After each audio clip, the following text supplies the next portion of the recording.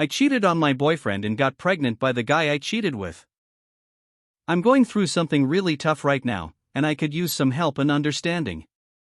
I hope you can spare a moment to hear me out. So, I'm 25 years old, and my boyfriend is 23.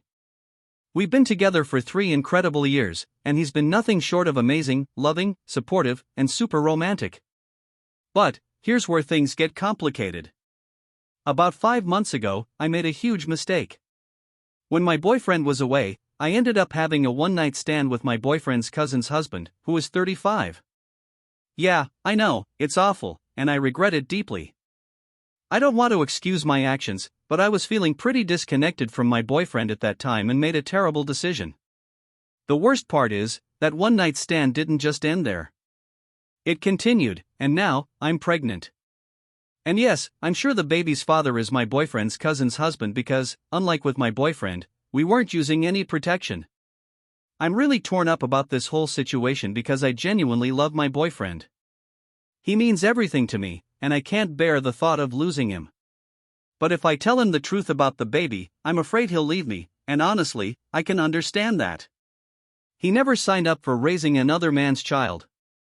On top of everything, we've talked about marriage, and I think he might propose soon. It's like a ticking time bomb, and I don't know how to handle it.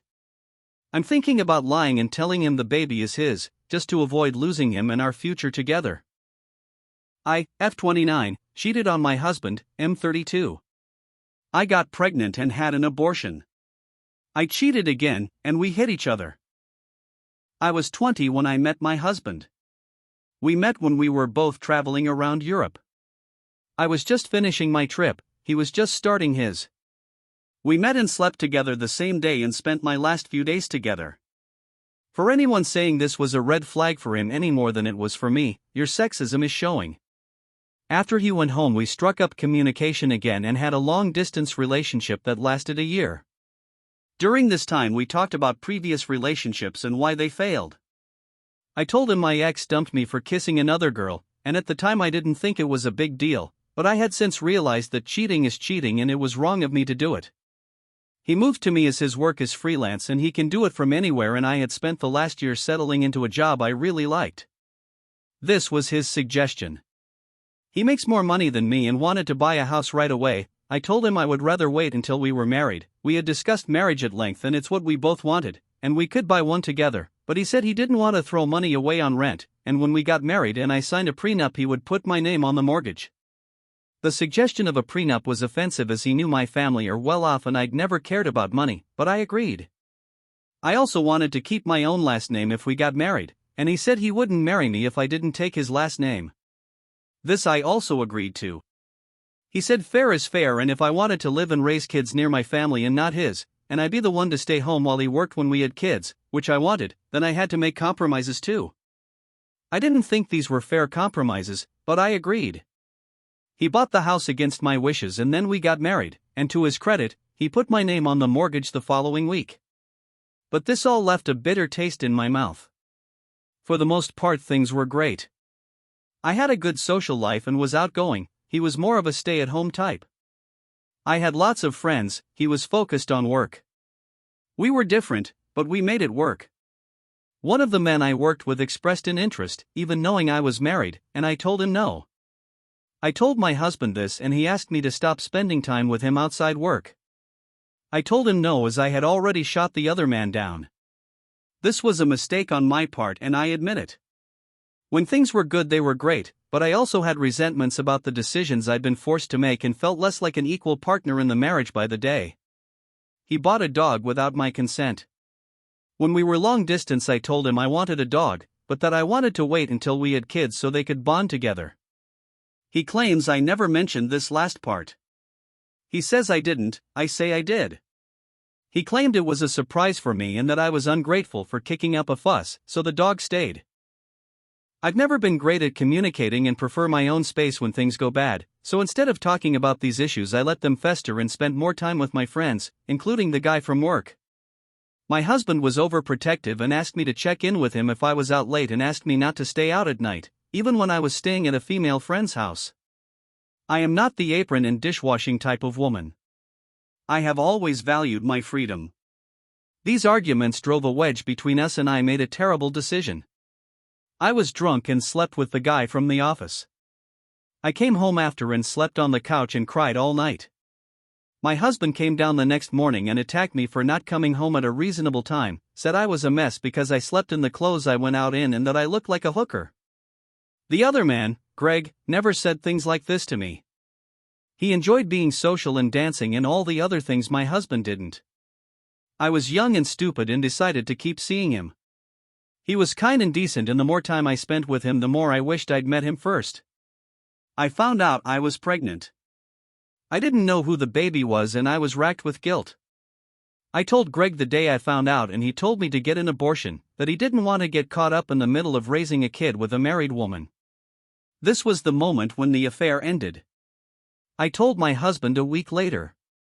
He didn't have to pry the truth out of me like he said in his post. A couple of months and he saw me upset and I told him. He flew home without telling me and ignored my calls. I realized then that I'd made a terrible mistake and decided to recommit to my marriage. I told him I would get an abortion if the child wasn't his. He told me to go fuck myself and hung up. Eventually he came home and we found out the baby wasn't his.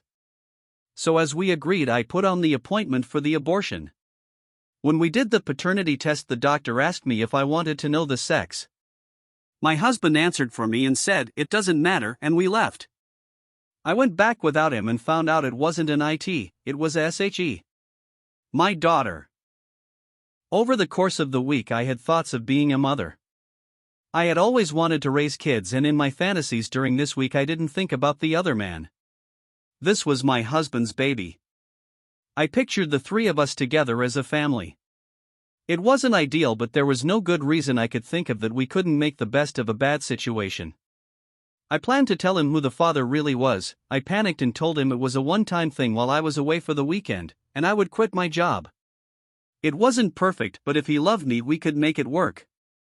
Life throws tests at us, and when I took my marriage vows I realized this and hoped he would too. The day of the appointment I begged him not to make me choose. I begged him to do one thing for me. Not to commit to a lifetime of it. Not even to love the baby. Just to do one thing for me. I begged him to try. I asked him to give it a chance. He told me he was filing for divorce. I need to make something clear. Yes, I made mistakes, but I love my husband. He was the great love of my life and still is. He told me he wouldn't even try to make it work, and if I didn't have the operation he would leave me and file for divorce that day. I asked him to let me think about it, and he said no to that too. I was torn between two horrible choices, and I chose one. I had the abortion. I was never going to raise a baby alone. If he wasn't with me on this, I wasn't going through with it, and he made it clear he wasn't with me. The few weeks after the operation I was in more pain than I had ever been in my life. During this time I stayed with my parents because we couldn't be around each other. I blamed him for making me choose. He still hated me for the cheating, and even told me he hated me for wanting to keep the baby and for asking him to be around for us, but I didn't want it to be in vain, so I moved back home and tried to make it work. I kept my feelings bottled up because I didn't want to remind him of what I'd done. I was on medical leave for 3 months and none of my friends knew. As far as they knew, Sam, my husband, and I had miscarried, as did my parents. I had nobody to talk to. I asked Greg to come over and we talked. I cried and he cried with me. It felt good to be heard and not have to wear a mask. These visits happened another half a dozen times, and it's important to know nothing sexual happened. The affair was over. I was leaning on a friend, the only friend who knew what I was going through. You know the rest. He came home. Found out Greg was the father. We moved away and things got better. These were great years and I loved him with my whole heart. I never forgot what happened, but we talked about having our own children. I was happy, and I had him to thank for that. When I found out I couldn't have children anymore, I tried to tell him, but I'd remembered the way he looked at me years ago when he found out. The names he called me. I thought of how much he loved me, and I didn't want to ruin that by telling him I could never give him children because of my betrayal. I reached out to Greg. I found out he'd moved away from our hometown too and was only a few hours' drive away. He is married now, but I wasn't looking to start anything back up. Only to talk. He told me I should tell Sam. I couldn't. We agreed to meet and I took the day off work. We met halfway and we slept together. We agreed it would be a one-time thing and both went back to our partners. To anyone who wants to call me a whore, I know it was wrong, but life isn't black and white. I don't regret anything. I love them both and for better or worse they will both always be a part of what makes me who I am today. I got drunk and told Sam everything. I was hurt and cruel to him and told him I wasn't sorry I met up with Greg. He called me a whore, again, and told me he was glad I gave up the baby. I slapped him, he slapped me back. I don't resent him at all for hitting me. He had never lifted a hand to me before and I said awful things that night, but after he told me he was glad that the choice he forced me into deprived me of ever being able to be a mother, that I can't forgive.